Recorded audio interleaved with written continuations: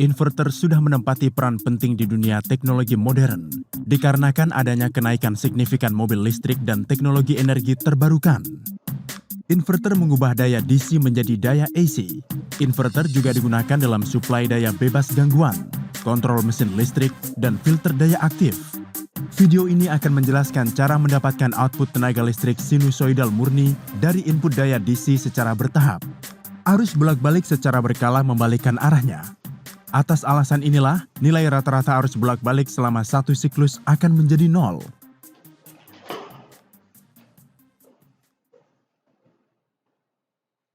Sebelum melanjutkan ke produksi gelombang sinus, mari kita lihat bagaimana arus bolak-balik gelombang kotak dihasilkan. Sebenarnya inverter tipe lama biasa menghasilkan output gelombang kotak sederhana. Mari kita susun rangkaian menarik seperti yang ditunjukkan, dengan 4 saklar dan 1 tegangan input. Sirkuit ini dikenal sebagai full bridge inverter. Output ditarik antara titik A dan B. Agar analisa rangkaian ini lebih mudah, mari kita ganti beban asli ini dengan beban hipotetis. Perhatikan arusnya saat saklar S1 dan S4 yang on serta S2 dan S3 off. Sekarang lakukan sebaliknya dan amati arus yang ada. Jelas bahwa aliran arus bolak-baliknya berlawanan, seperti juga tegangan output di seluruh beban. Ini adalah teknik dasar yang menghasilkan arus bolak-balik gelombang kotak. Kita semua tahu bahwa frekuensi suplai daya AC yang tersedia di rumah kita adalah 50 Hz. Ini berarti kita perlu menghidupkan saklar on dan off 100 kali dalam 1 detik, yang tidak mungkin dilakukan, baik secara manual atau dengan menggunakan saklar mekanis. Kami memperkenalkan saklar semikonduktor seperti MOSFET untuk tujuan ini. Saklar jenis ini bisa menyalakan dan mematikan ribuan kali per detik. Dengan bantuan pengontrol sinyal, kita bisa melakukan on atau off transistor dengan sangat mudah. Output gelombang kotak adalah perkiraan tinggi output gelombang sinus. Inverter lama digunakan untuk memproduksinya. Itulah sebabnya Anda akan mendengar suara dengungan saat menyalakan kipas angin atau peralatan lainnya yang menggunakan kekuatan gelombang kotak. Mereka juga memanaskan peralatan listrik. Inverter modern menghasilkan output sinusoidal murni. Mari kita lihat bagaimana inverter memperolehnya.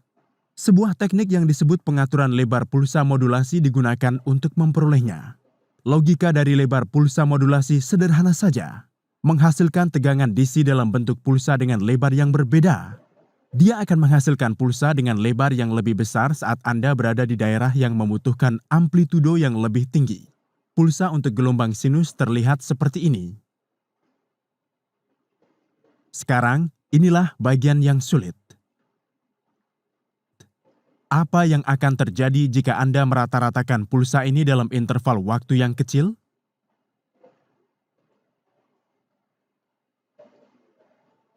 Anda akan terkejut saat melihat bahwa bentuk pulsa rata-rata terlihat sangat mirip dengan kurva sine. Semakin halus pulsa yang digunakan, semakin baik bentuk kurva sinus.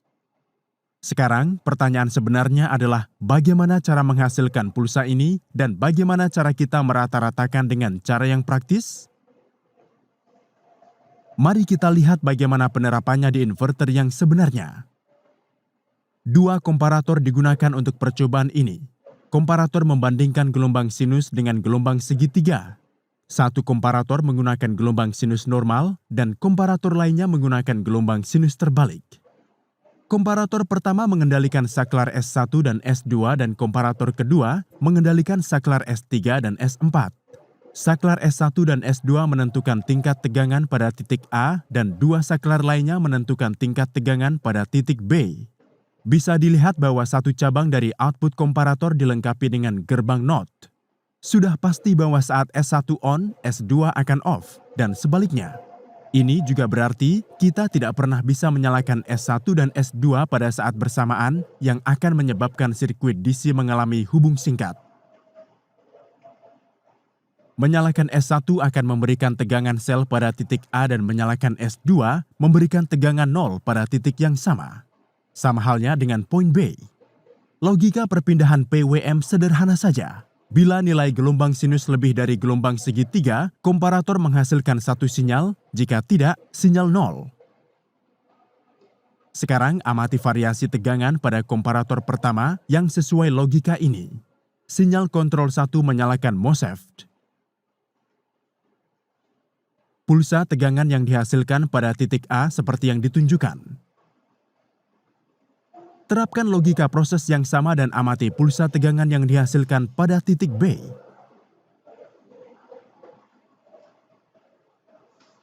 Karena kita menarik tegangan output antara titik A dan B, tegangan bersih akan menjadi perbedaan antara A dan B.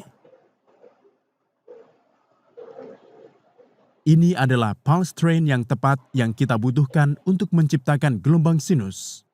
Semakin halus gelombang segitiganya, semakin akurat pulse train yang dihasilkan.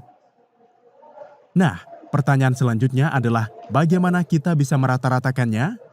Untuk membuatnya persis sinusoidal, elemen penyimpan energi seperti induktor dan kapasitor digunakan untuk memperlancar aliran listrik. Mereka disebut filter pasif. Induktor digunakan untuk memperlancar arus, dan kapasitor digunakan untuk memperlancar tegangan.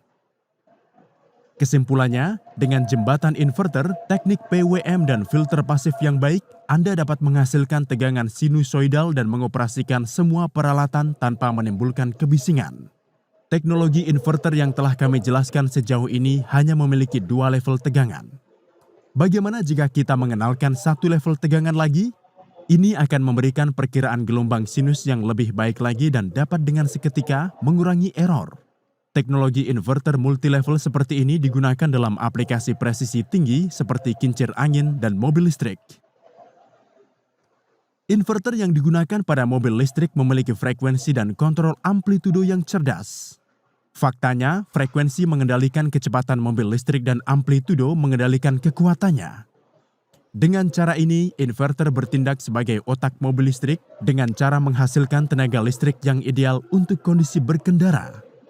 Kami berharap video ini memberikan pengenalan yang mumpuni tentang cara kerja inverter.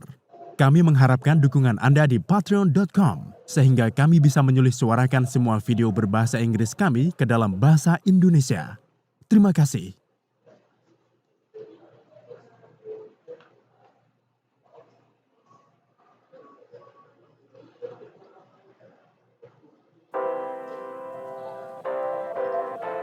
Untuk mencegah penyebaran COVID-19, penting untuk kita di rumah aja. Berada di rumah. Di rumah aja. Sebaiknya kita di rumah aja.